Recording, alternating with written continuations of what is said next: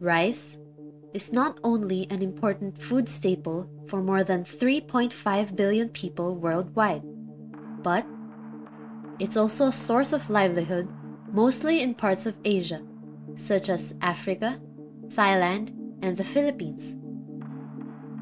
In this part of the world, where 600 million people live in extreme poverty, nearly all of whom eat rice 2 or 3 times a day, rice contributes 30% to 70% of their calorie intake.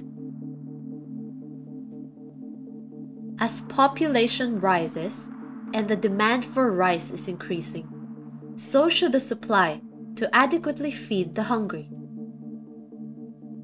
Rice currently faces 3 major concerns. Climate uncertainties cause disasters fatal to crops. The change in demographics gives less labor and less land. The policy of market and trade affect the overall picture. It is important for rice to evolve with context.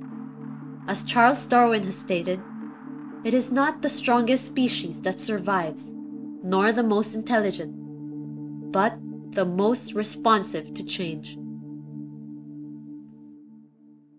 To talk about the state of rice in Africa, we have Dr. Harold Roy Macaulay, former Executive Director of Carrhure, Director General of Africarice. There is a growing demand for rice in Africa, and especially in West Africa, as it increasingly contributes to the daily calorie intake, more than other staples such as maize, sorghum, and wheat. This growing demand for rice has already outstripped consumption and supply, and is translated into about $5 billion import market. The projected increase in consumption of milled rice in 2020 in Africa is estimated at 35 million tons, whilst the projected increase in milled rice production is less than this, estimated at 30.4 million tons.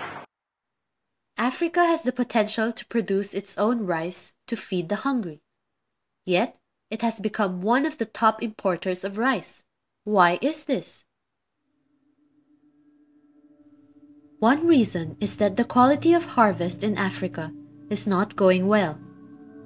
Sand and stone mix in with the grain, making it unable to compete with cheap imported rice from other parts of Asia.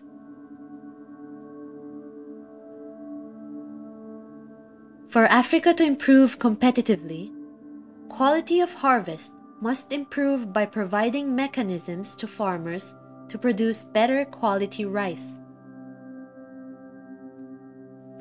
It all starts with the suppliers supplying seed to the farmer, which will then go through the grading process to eventually go through the process of packing.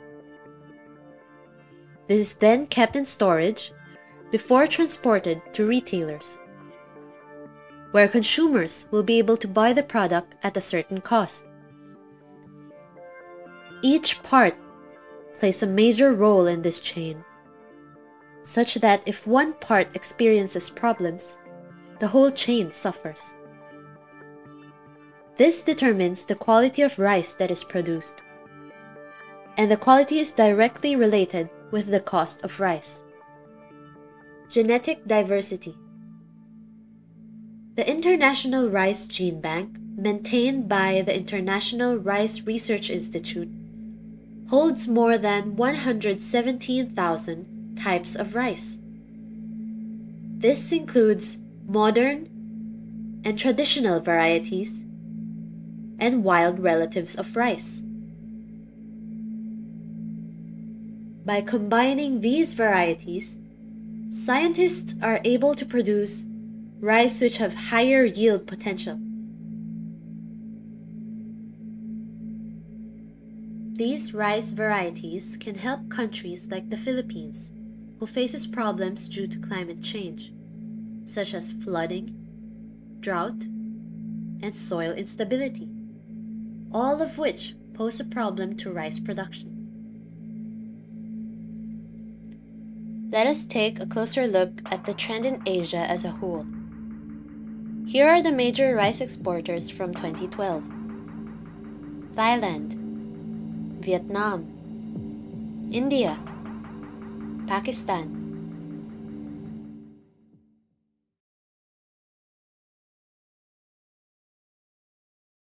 And here are the major rice importers of 2012.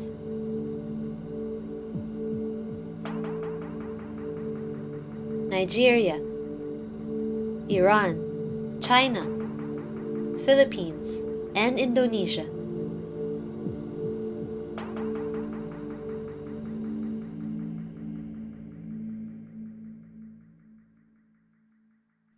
This is the global rice consumption and production in Asia as of 2012.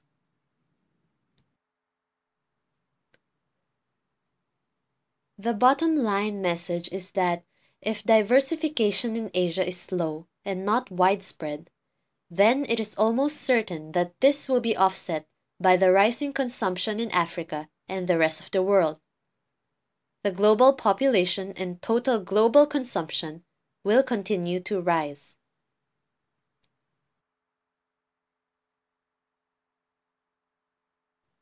Dr. Abdu Tengkoano, the Regional Director for Africa at AVRDC, summarizes the state of rice in Africa and in a global scale.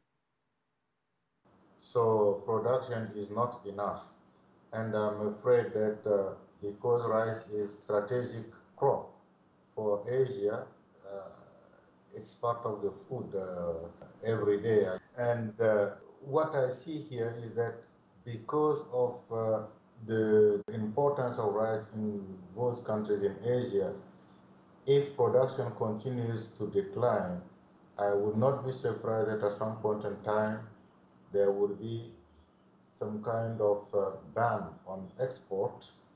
And if Africa is not able to produce enough, that ban of export is going to create a tsunami in Africa.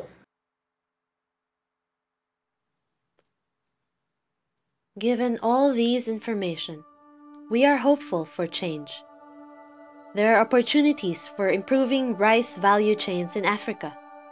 The demand is high and growing. Political will is strong. Investors are supportive. Production has untapped potential. Africa Rice, an NGO in Africa, which is linked with the International Rice Research Institute, is present and active. Pulling all these together to implement changes in Africa, we must have efficient value chain management as our foundation. As our pillars, we must have varieties and seeds. Post-harvest is critical to apply nutrition to ensure healthy crops. A good understanding of the social sciences is essential. And we must have an efficient and safe production process. These pillars hold up the building and must be protected by efficient policies and regulations. Let us join together to inform people about the need for improvement and encourage our government to implement the needed changes.